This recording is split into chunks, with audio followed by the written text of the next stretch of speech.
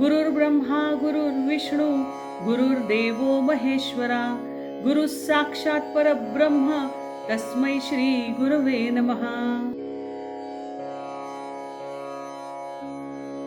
नमस्कार, मी स्मिता कुलकर्णी.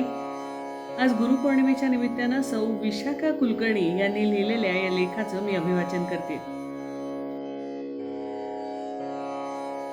आषाढ पौर्णिमा हा दिवस महर्षी वेदव्यास यांचा जन्मदिवस, जो आपण गुरुपौर्णिमा म्हणून साजरा करतो. ऋग्वेद, सामवेद, यजुर्वेद आणि अथर्ववेद अशा 4 भागांमध्ये वेदांचं वर्गीकरण आणि सुसूत्रीकरण केल्यामुळं त्यांना वेदव्यास असं नाव पडलं. 18 पुराणं आणि ब्रह्मसूत्रांची रचना आणि महाभारत या महान ग्रंथांची निर्मिती करणाऱ्या त्या महाज्ञानी महर्षी व्यासांना विनम्र वंदन. आपल्या ज्ञात अज्ञात गुरूंचं स्मरण करण्याचा हा दिवस म्हणजेच गुरुपौर्णिमा. अहो, इतकं सुंदर जग मी ज्यांच्यामुळे पाहू शकले त्या माझ्या जन्मदात्या आई वडिलांना सर्वप्रथम वंदन. अंधारातून प्रकाशाची वाट दाखवणारे, अदृश्यपणे कायम सोबत असणारे गुरु स्वामी या सर्वांना माझं वंदन. या जगात जे जे उत्तम आहे ते निस्वार्थ बुद्धीनं आपल्या विद्यार्थ्याला देणाऱ्या सर्व शिक्षक गुरूंना वंदन.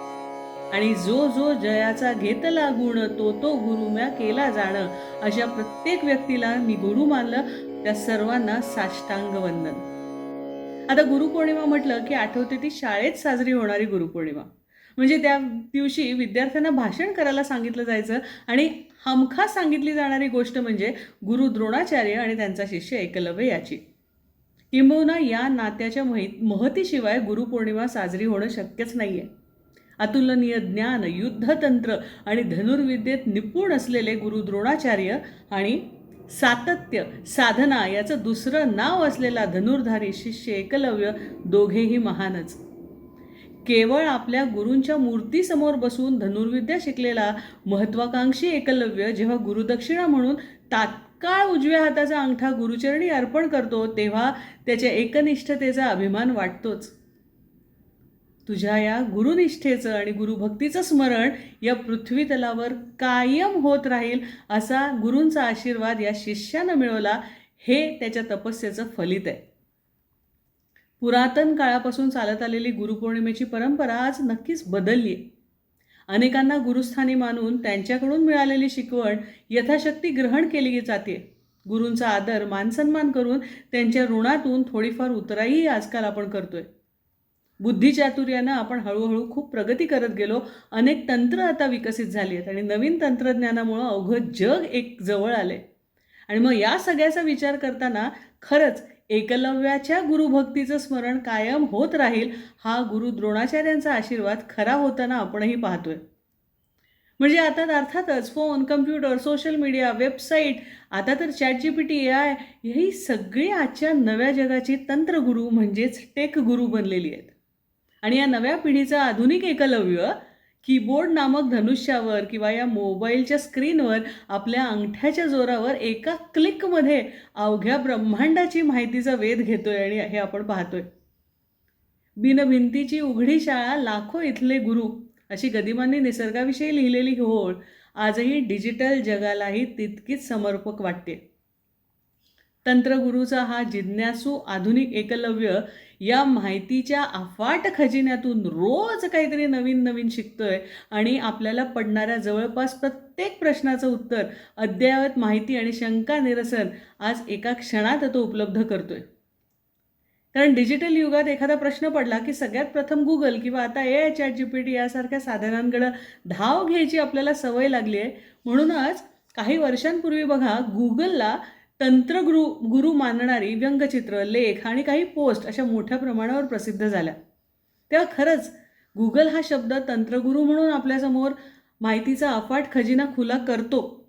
पण माहिती म्हणजेच ते फक्त इन्फॉर्मेशन उपलब्ध करून देणं आणि मग त्या माहितीचं ज्ञान, नॉलेज आणि पुढं त्याचं शहाणपण, विवेकपूर्ण शहाणपण म्हणजे विजडम यामध्ये रूपांतर होणं, यात फार मोठा फरक आहे. योग्य काय, अयोग्य काय आणि काय स्वीकारायचं, काय टाळायचं याचा विवेक मात्र प्रत्येक आधुनिक शिष्य म्हणजे आजच्या एकलव्यानं स्वतः विकसित करायचा असतो. म्हणजे या प्रवासात तंत्रज्ञान प्रभावी साधन ठरू शकतं हे खरं आहे, पण जीवनमूल्य, संस्कार, व्यक्तिमत्वाला दिशा आणि योग्य निर्णय क्षमता देणारे हे मानवी गुरुच असतात. दत्तगुरूंनी पृथ्वी, वायू, जल, अग्नी, आकाश अशा निसर्गातल्या 24 गुरूंकडून शिकण्याचा आदर्श घालून आपल्याला दिला. म्हणजे बघा, शिकण्याची साधनं काळानुसार बदलली आहेत, पण गुरुतत्व मात्र अढळ राहिले. आज तंत्रज्ञान हे नक्कीच ज्ञानप्राप्तीसाठी प्रभावी साधन आहे, पण गुरुतत्वाची जागा ते कधीच घेऊ शकणार नाही. शिष्याची जडणघडण, त्याच्या प्रगतीतले चढ उतार, चुका, अडचणी आणि त्यातून योग्य मार्ग दाखवायचं सामर्थ्य हे केवळ जिवंत अनुभवी म्हणजेच मानवी गुरुकडेच असतं. तरीही बदलत्या काळाबरोबर पुढं जायचं असेल तर या तंत्रगुरूचा स्वीकार करावाच लागेल. मग करोना महामारी असेल किंवा युद्धजन्य परिस्थिती असेल, अशा कठीण काळात या तंत्रगुरूच्या विद्येचा आपल्याला कितीतरी मोठा उपयोग झाला, आधार झाला, हे नक्कीच नाकारता येणार नाही. ज्ञानाची देवाणघेवाण, ऑनलाईन शिक्षण, संवाद, वैद्यकीय उपचार, नवीन नवीन कल्पना आणि जगभरातील अनुभव यांच्या देवाणघेवाण ही तंत्रज्ञानामुळं आता क्षणार्धात शक्य झाली आहे, सुकर झाली आहे. आणि त्यामुळं अनेक आव्हानांवर मात करण्याचे नवे मार्ग शोधले जात आहेत.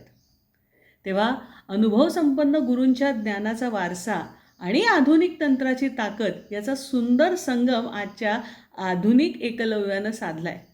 मग त्यात स्वतःच्या कौशल्याची भरही घातली आणि म्हणूनच अनेक अशक्य वाटणाऱ्या गोष्टी सुकर व्हायला लागल्यात.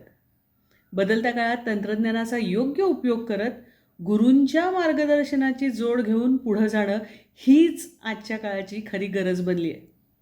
आपल्याला पडणाऱ्या अनेक प्रश्नांची उत्तरं शोधून ज्ञानात भर घालणाऱ्या या तंत्रगुरूला गुरुदक्षिणा म्हणून कितीतरी आधुनिक बहादर एकलव्यांनी अविरत परिश्रम घेत अंगठा आजही काढून दिलाय, हे मात्र आपण विसरायला नको बरं. आणि म्हणूनच एकलव्य हा त्या काळातल्या गुरु द्रोणाचार्यांचा असो की आजच्या आधुनिक तंत्रगुरूंचा असो, या अंगठा बहादर एकलव्याचं महत्त्व तसूभर सुद्धा कमी होत नाही आहे बघा. म्हणजे पहा ना, त्याच्या स्मृतिप्रित्यर्थ आजही सरकारी कामात निळ्या शाईत उमटवलेल्या डाव्या हाताच्या अंगठाची निशाणी घेणं हे जणू रूढ झालं असावं असं वाटतं. अहो, इतकंच कशाला, आपल्या सोशल मीडियामधला हा अंगठा, हा थम्सअप देणारा जो दाखवतात इमोजी, त्याचंच महत्त्व अधोरेखित करतो ना. चेक करून बघा. एकलव्याच्या गुरुनिष्ठेचं स्मरण पृथ्वी तलावर आजही अबाधित राहिलं आहे असं मी तुम्हाला सुरुवातीलाच म्हटलं. हे जर तुम्हाला पटलं असेल, आवडलं असेल, तर त्यासाठी ते आवडल्याचा असा एक अंगठा द्यायला मात्र अजिबात विसरू नका बरं का.